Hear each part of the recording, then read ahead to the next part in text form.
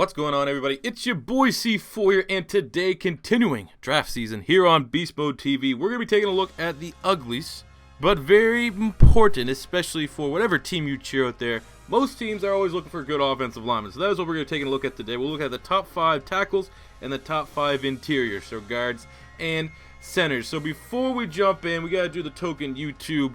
If we can get because it's O-line, maybe 50 likes on the video, guys. That'd be super fucking cool, right? Huh? And leave a comment in the comment section below, as always, if you agree or disagree with my rankings. So we're going to start with the offensive guards interior. For number 5, we're going Pat Elflein from Ohio State University, 6'2", 300-pound.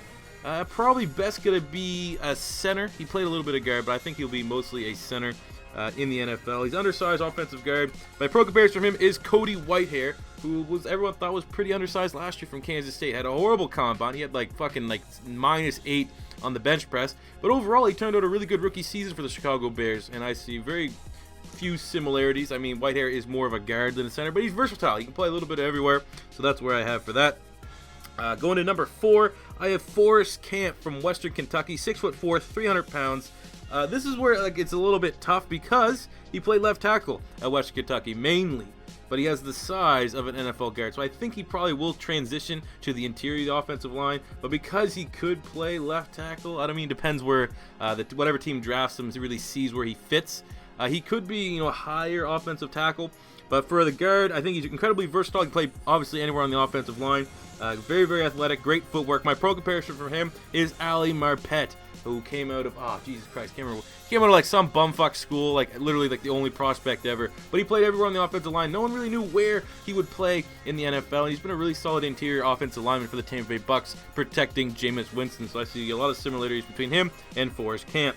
Going to number 3 is going to be Dorian Johnson, the guard from Pitt, 6'5", 300 pounds. Ideal size. He's an absolute mauler of a run blocker. Could work on his pass protection, but run blocking is his specialty, as he opened up a bunch of holes for cancer survivor James Conner in his time there at the University of Pittsburgh. My pro comparison from him is Kevin Zeitler of the Cincinnati Bengals. Very similar size, similar college careers. And I actually think Dorian Johnson's a little bit underrated right now. I think he's projected to go in the 3rd round. I think he's really, really solid and has a very, very low floor. I don't think he's going to be a bust by any means. He should be a solid starter for the NFL level.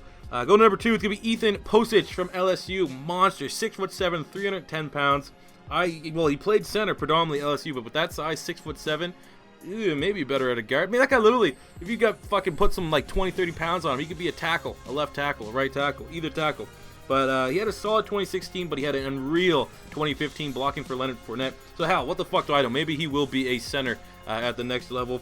But he definitely needs to add some size. 310 pounds for an interior offensive lineman, plus a lanky one at that. I mean, he has the frame to probably bulk up to at least 325, which is what I think a lot of scouts and NFL teams are going to want him to do. But my pro comparison from him is Clint Bowling, another back-to-back Cincinnati Bengal pro comparisons. Both very, very big guards, interior offensive linemen. I think Bowling has had a very nice career with the Cincinnati Bengals, blocking for Jeremy Hill, Giovanni Bernard, and Andy Dalton. And at number 1 for interior offensive lineman, we're going with Dan Feeney from Indiana, 6'4", 305 pounds, A+ run blocker. Probably the best run blocker in this entire draft. I'd say, yeah, there's a tackle that I'm going to talk about that's really good at run blocking. But I think Dan Feeney is undisputed the best interior offensive lineman that's not a center. My pro comparison from him is Justin Pugh of the New York Giants, a very solid offensive lineman. I mean, hell, that one side of the Giants offensive line is looking nice when you got, the interior, when you have Weston Richburg and Justin Pugh helping Peyton Manning's little baby brother Eli stay upright. If only they had a running back to really utilize that offensive line. So that does it for the offensive line. There's not a whole lot I can talk about. I'm not that football freak that's like, oh yeah, I really like analyzing offensive line play. So this is more just my research, and I'm bringing it to you guys. Then we go over to the tackles. Tackles are a little bit more sexier. Number 5, we're going Roderick Johnson from Florida State University, 6'6", 310 pounds, possesses great length, came from a pro-style offense there at Florida State, so it means he's going to be a little bit more ready than the guys that may come from gimmicky offenses, air raid offenses, spread offenses, stuff like that. My pro comparison from him is Cedric Oboye from Texas A&M, kind of a I don't know, say he's a bust. I don't know, maybe Cincinnati Bengal fans can elaborate a little bit. It looks like he started near the end of the season, but I think he was a first-round draft pick as well. Hasn't played a whole lot for Cincinnati. I don't think, like I said, I could be completely off. Offensive line, this one here is going to be a little bit tough to really flex my college football knowledge, muscles, especially for the guys that are at the lower side of the list. But Roger Johnson is looking solid, and from like a height, weight, speed kind of thing, Cedric Bouye is his best pro comparison. Number 4 is Garrett Ballas from Ohio. I hope I fucking pronounced it right. Garrett Ballas from Utah, 6'5", 295 pounds. Kind of has a shit history as a kid. He got in a bunch of trouble when he was in high school, junior high. I think he had this is what I was reading from his scout profile. Like his mom was like a drug addict and shit like that. So he may have to ace some combine interviews well, but he's athletic and has great feet. My pro comparison for him is a raw Jake Matthews. Jake Matthews was one of the best offensive linemen when he came out in 2013 from Texas A&M. He was part of that line that protected for Johnny Manziel to find Mr. Mike Evans. But from looking at what they've done for both their teams, it seems like actually a pretty easy comparison to make. Jake Matthews is a little bit heavier, but lengthwise, I think they're really, really similar. Go number 3 is going to be Adam Bisnowadi from Pitt, 6'5", 300 pounds. Now, finally, some guys I've actually seen some tape on. I personally think Bisnowadi may be the best run-blocking right tackle in this entire draft. I mean, watching Pitt play, he's the guy that's always just mauling a guy, knocking a guy back 5 fucking yards on the play. It's hard to miss him, too. He has big, super long hair. Pro comparison from him is a less athletic Lane Johnson in terms of play style. I mean, Lane Johnson was a top 5 pick all around, even though he was a JUCO quarterback. But everyone knew Lane Johnson's talent was there, and it has been, as long as he fucking stays on the field for us. Goddamn drug addict. But Bisnowadi, very similar play style. They play very similar, very small, in a good way. Small in a good way. They're not big and lumbery and not lanky and not, I don't know, who's a good, like DJ Fluker was a good guy. It looked like those big 350-pound guys. They're a little bit more athletic, and you could use them on pulls and then get in front of guys. So I think Bisnowadi is actually a really solid prospect this year. But the top 2 are guys, these are probably the only 2 guys that probably will go in the first round. Maybe Dan Feeney for the guard. Number 2, though, I'm putting Cam Robinson from Alabama here. A lot of people have him as the consensus number 1. A couple too many red flags for me. And every Alabama game, he looks like half the time he'd play good, half the time he'd play bad. Too inconsistent for me. But he's 6'6", 330 pounds. Obviously has the strength and athleticism to be a starting left tackle in the NFL. But he has really slow reactions, and he has all the off-field issues. I can't remember if it was a gun or something stupid like that. Don't want to misquote it, so I don't know off the top of my head what it was, but he had some off-field issues this year in 2016 with Alabama. Pro comparison from him, I saw this is not my own. It was Russell Okung, which, okay, Russell Okung made some good plays for the Seattle Seahawks the years he was there. I think he came out of Oklahoma State. But a lot of people, Cam Robinson probably will end up being a first-round draft pick because it's a weak class for offensive tackles. But my number 1 offensive tackle is Ryan Ramczyk from Wisconsin, 6'6", 300 pounds. I'm pretty sure I pronounced that right.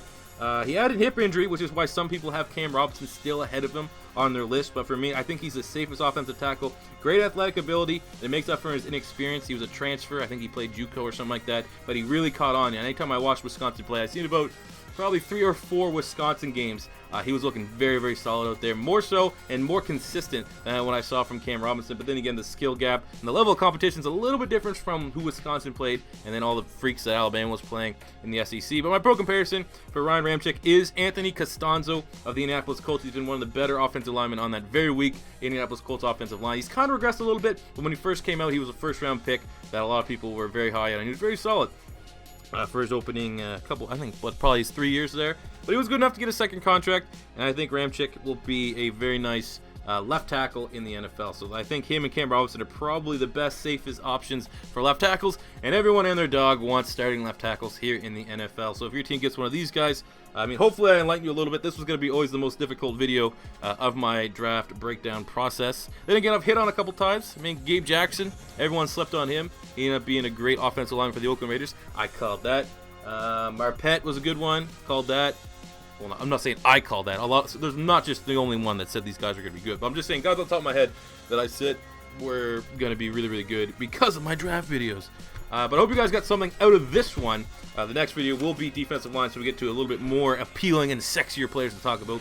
But I hope you guys did enjoy this video. Like I said, we can hit 50 likes on this video. I would be appreciative of it. And leave me a comment in the comment section below if you agree or disagree with any of my rankings, or if I missed someone. And holy fuck, I forgot to do the awards. We do that. All right, so for the most NFL ready out of all these guys, I'm giving it to Dan Feeney. For the most likely to bust, I'm giving it to Pat Elflein. For the highest potential, I'm going Ethan Posich because he has that frame that he can add a couple pounds and be really good. Or Julian Davenport. Just take a look at him. He's like from fucking Div 3 or something crazy like that. Incredible just frame. And he's like the kind of guy that if you don't rush in, you let him build. He's definitely not going to go on a practice squad. It'll probably be a 3rd to 5th round pick. I had him mocked to the Eagles in one of my mock drafts. He's the kind of guy just has all the intangibles to be a phenomenal left tackle in the NFL.